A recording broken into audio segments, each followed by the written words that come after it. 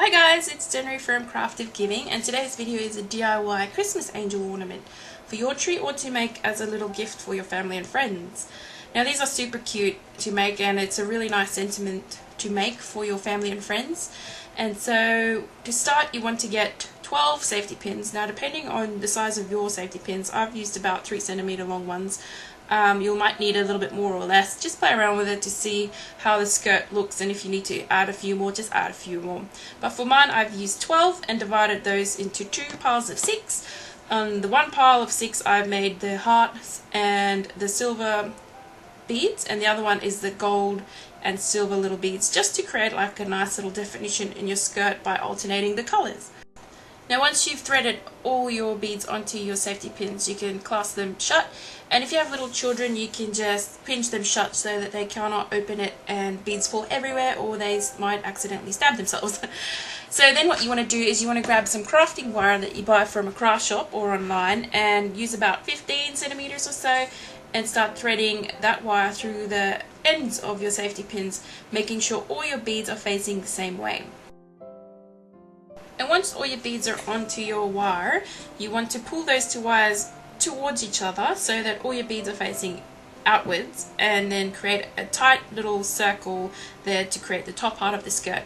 You pull your wires together and give it a good little twist to create that join. Now you can use some clasping clips if you want, but I find with this crafting wire it is just sufficient to just give it a twist and snipping off the excess. To create the bottom part of the skirt, you want to grab the crafting wire again, leaving it on the spool this time, and then start threading that through the eyes of the opening of the safety pins. And in between each safety pin you want to add a nice sized bead. You can use a fair few smaller ones, but I find it looks nicer with like a big round bead like the silver ones I've used here. So you want to alternate that with a safety pin, a bead, a safety pin, a bead, and threading the wire through all of the eyes of the safety pins.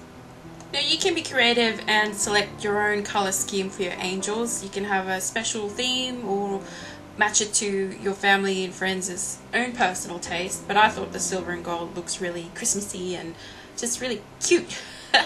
And so when you come to the end of your little skirt there with the wires, you want to make sure that you finish on one of the larger beads rather than a safety pin. So pull your wire on either side through the last safety pin. I'm coming in from the right there, and I'm going to make sure that my wires meet up on the large silver ball on the left.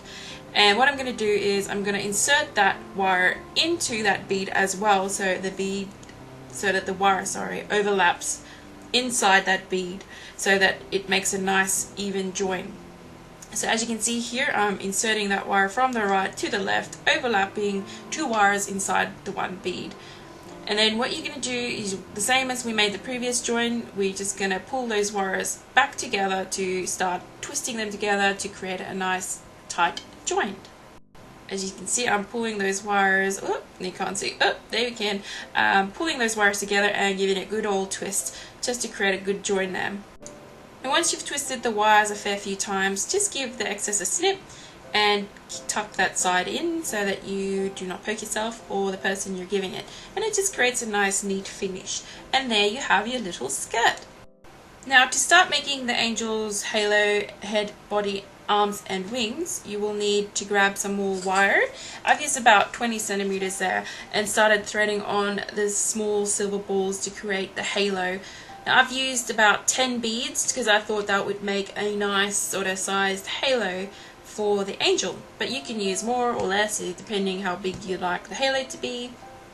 And just pulling that down like so, and grabbing one of these end finishing bead things and threading the wire onto that as well to create a little headpiece for the angel's head. I then grabbed a large pearl coloured bead and inserted both the wires into that and threading it on to create her head. Then grabbing a smaller pearl shaped bead, I inserted the wires from both sides so it overlaps inside the bead to create her little body. By pulling it through both sides, it just creates a nice even secure join rather than her head flopping about everywhere. So now to create her wings, I'm going to use the same beads that I've used for her halo and start threading those onto one of the wires. So I've used 11 beads because I thought that will make a nice sized wing, but depending on the size of your beads, you might need more, you might need less. Just play around with it and see how you go.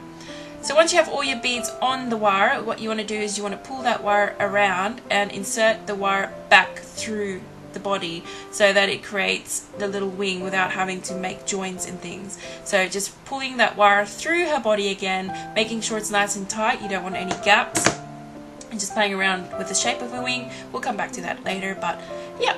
And so then you want to do exactly the same on the other side, making sure you have the same amount of beads. I'm just counting there, making sure I got it right, and just thread that on as well. And then once you've finished with all your beads on your wire, you want to pull that wire back through her body to the other side, so you create the other wing, making sure there's no gaps and loose bits hanging around.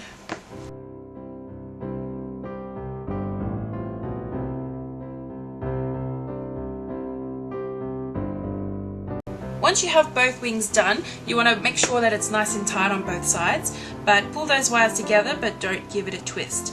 And then we will start making her little arms. Now I've used the same beads as I've used in her skirt, the long sort of rice shaped ones, and I start by threading 3 onto one wire. Now I thought 3 would make a nice number for her arms, but you can use more or less or different beads. It's up to you. This is your angel, you can be creative. And then I used 3 of the same beads I've used for the halo and wings to create her little hands. Now this is where it gets a little bit tricky. You want to pull that wire back through the beads that you used for her arm so you don't have to create another join. So this takes a little bit of patience, as it does tend to be a little bit fiddly. So just take your time, and once you've reached the end of the last bead that's closest to her body, just pull that wire through it and just stop there. And then you want to repeat that process on the other wire to create her other arm. So again, make sure there's no gaps and looping it all the way through, and then pushing that wire through her little body so that it creates a nice joint, so without having to create another joint by twisting it. I love making these for my family and friends. It's so good to see the angels hanging on their tree and see their little collection growing every year. So yeah, have fun with it, be creative with your beads, and you can create all kinds of different angels. So once you've done the process on both arms, you want to meet those wires back underneath her body and start twisting it to create a little join. And then you can go ahead and cut off the excess. So that is her body, head, and the wings and halo all done. And now is the fun part. We will be attaching the body to the skirt, so you want to just poke any bits that's sticking up or out just back inside the skirt so you don't poke yourself or the person you're giving it to. And then you want to grab your crafting wire again and make sure it's quite a long sort of piece that you can use. It's easier to just cut off the excess rather than to try and add to it. So just cut it off and then push that wire through her body so that that will be the part that connects with your skirt, and give it a little twist to make sure it's all nice and tight. And then you want to separate those 2 wires and start threading that wire into the ends of your safety pins and looping it around inside those safety pins in that circle shape and overlapping inside there so it's a nice secure join. Now this is a very annoying part to do, to be honest, as my little wire kept bending and it's such a small area to work with, but just take your time, be patient. You want to make sure that you create that join nice and tight. So from where you start, you want to loop both wires all the way around, crossing over and then back to where you started.